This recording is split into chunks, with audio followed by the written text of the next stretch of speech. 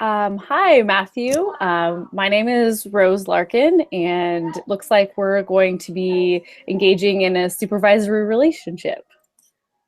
Hi, Rose. It's really great to meet you. I'm Great, Matthew, as you just previously said. great to meet you too. So I just wanted to start out by getting to know you and your professional background, and we'll talk a little bit about your supervisor experience, and then just the way that we'll engage in supervision. Okay? That sounds great. Okay. So tell me a little bit about your education. So I am currently getting my master's in social work at Portland State University. I am in the 3-year program, and I'm heading into the last year of that program. I will be doing the advanced Plico track. My education background is within political science. So I have my bachelor's degree in political science, and I had a minor in planning public policy management. Okay. Political science and planning. Okay. So what led you towards social work? It's really fallen into my lap. I think like so many social workers, it feels like. Mhm. Um, so I um, I finished college in 2005. I moved up to Portland, sort of had a lost couple years of doing various odd jobs, and then got a job as a office assistant in a subsidized apartment building for low income elderly and disabled people. It was really just, a job at the beginning, just to have something, to get something on my resume, to be more established in a professional setting. I didn't expect to be there longer than about 2 years for, the resume building sort of idea. And then I sort of fell in love with working with the people who lived there. And I, you know, started expanding my professional capacities. I I got promoted. I had more responsibilities. And, I was probably about 3 years ago, I was about 6, 7 years into that job. And I was like, man, I need something. I need something to kickstart something in my life. And so I was really thinking about sort of 3 different options. I was looking at law school, I was looking at doing an MBA program or an MSW program. And I really decided that I wanted to go with the MSW program because I just knew that I would be intellectually more stimulated as a human being by Mm. in the program, and that's really where my heart and my mind would flourish. I think that an MBA I would have done perfectly fine in, but it wasn't the thing that was really pulling at my soul.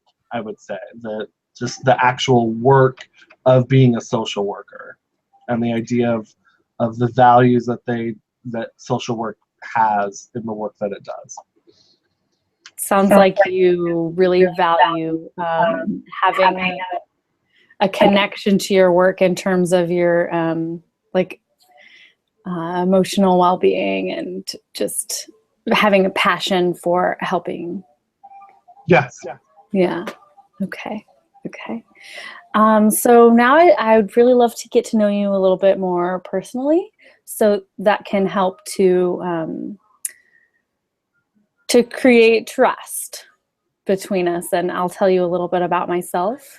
I am a mother and I'm divorced. I have a 8-year-old son, and I have a history of trauma and abuse and substance abuse in my family. And I think that affects a lot of the ways that I'm able to relate with people, and gives me a perspective around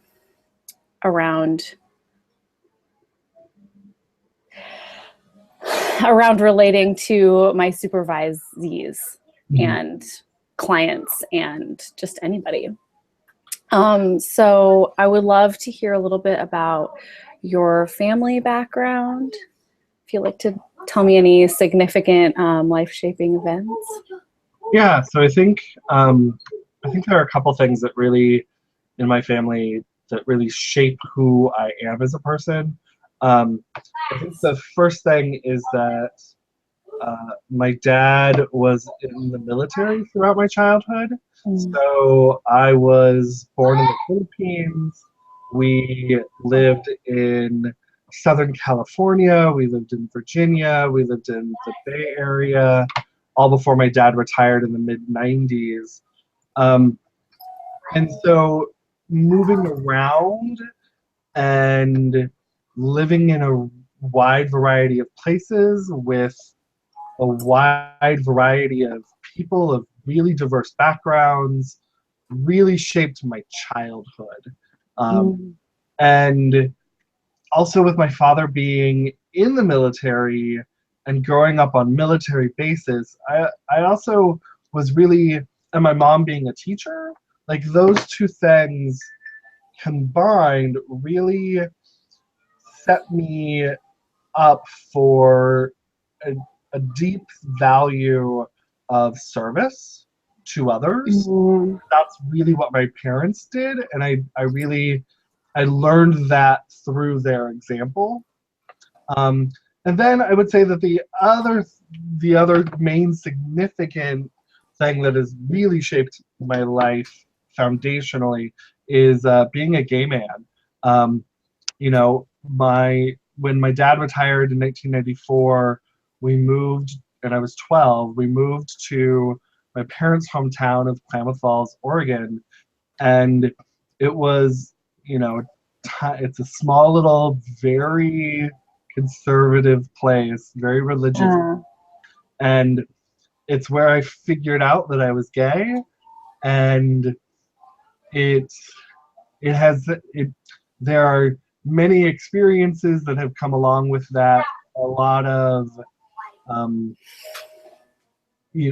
trauma and and a lot of resiliency was built through it. And I also think that a deep sense of empathy was built in that same process, because I knew what it was like to be marginalized and shoved off to the side and abused and belittled and devalued. And so I think through those processes, I recognize that I have the privileges that I had of being a white man helped create resiliency in surviving that experience. And so I think that it gave me a deep sense of empathy and a recognition of what oppression is. Sounds like you have a great understanding of the intersections of your privilege and oppression.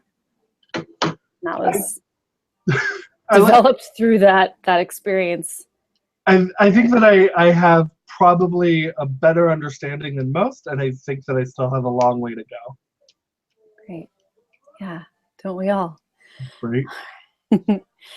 Okay. So what can you tell me about your previous supervision experience? Oh, previous supervision. I've worked at the same company for 10 years. My current supervisor has been my supervisor the entire time. She's really hands off. She has she has, and is very open about this, that she doesn't have any skill or capacity to do constructive criticism or Oh. confrontation. And so she's Hmm. really very hands off. She's also really tries to play to people's strengths and say that she wants to, and she I think does this pretty well, is that she matches people's strengths and their desires to their job duties. So she tries to shift responsibilities around people's strengths, which I think is a good thing. But she also doesn't do that, like, follow up, that evaluation. Um, that's my current experience. Previous experience, um, I really don't have a whole lot. The one thing that comes to mind is when I was in college, I was a resident RA, resident advisor, resident Uh-huh. in For the the dorm. dorms. Yeah, Uh-huh. and the supervisor that I had that year, she was a first year supervisor. She had just gotten her master's degree. She was, I think, 6 years older than me at the time. Okay. And she created some friendships with some of my other coworkers that were really, it created really deep divisions within the staff. So Oh. there was a lot of favoritism going on, Mm-hmm. and it was not a healthy relationship. Okay. Yeah. Sounds like you've had some challenges with previous supervision. With your current supervision, how do you feel? Do you feel that you are being challenged in that environment to grow? No, Okay. no, no. Yeah. It kind of sounds like you could use a little bit more feedback. I definitely could. I think that the thing that I would say is that I'm not being challenged. I'm trying to challenge myself, Okay. and that I think that the way in which I'm doing that is on one hand being celebrated and supported for going to school, like the flexibility and the openness to allow me to go to school and work just part-time has been phenomenal. So I really Hey. appreciate that. But at the same time, if I have anything that I learn in school that I'm like, hey, wow, this seems like something that we should be thinking about, um, it gets shot down pretty remarkably. Mm. Like, I've taken the trauma informed care class, or the trauma and abuse class, and it's like, wow, we really, we work with a really vulnerable population who's had significant experiences of trauma. you know what we know about trauma is that it can produce particular behaviors. Those behaviors that are typically produced seem to be some of our top 10 sort of issues with our Mm. clientele. Maybe these things are matching up, and trauma informed care as a theory has a way in which you can move forward to handle that. And that yeah, that was shot down. so Um, so yeah. that must have been that must be challenging to work in that environment where it's they sound very set in their ways. Yes, she's been doing her job for she's had her job for 17 years. She's worked for the company for almost 30 years. Wow. She is retiring in less than a year. So I sort of think we're all just sort of like in the status quo of it, and we just got to be okay with that for right now. Okay. Yeah. I've had that with supervisors as well, where they're about ready to retire and they're like just not really interested in trying anything new. So I earlier you mentioned when you were saying that with your RA supervisor was 6 years older than you. So how do you feel about being supervised by me? I believe that we are about the same age, and then I'm a woman. How does that make you feel?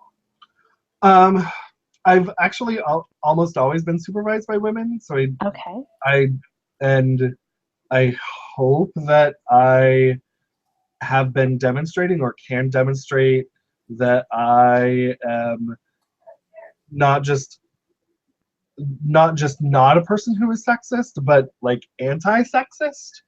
So like super pro feminism. I think that I mean, I have a much deeper connection to my mom than my dad.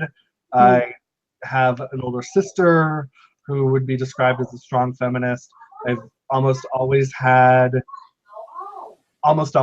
supervisors or mentors who are women, um, and I I have never received any feedback from women in really who have said, hey, we need to challenge this a little bit more. So I Mm. think, but I can't say that for certain that sexism isn't going to ever play a role because I'm still a man who grew up in a sexist society.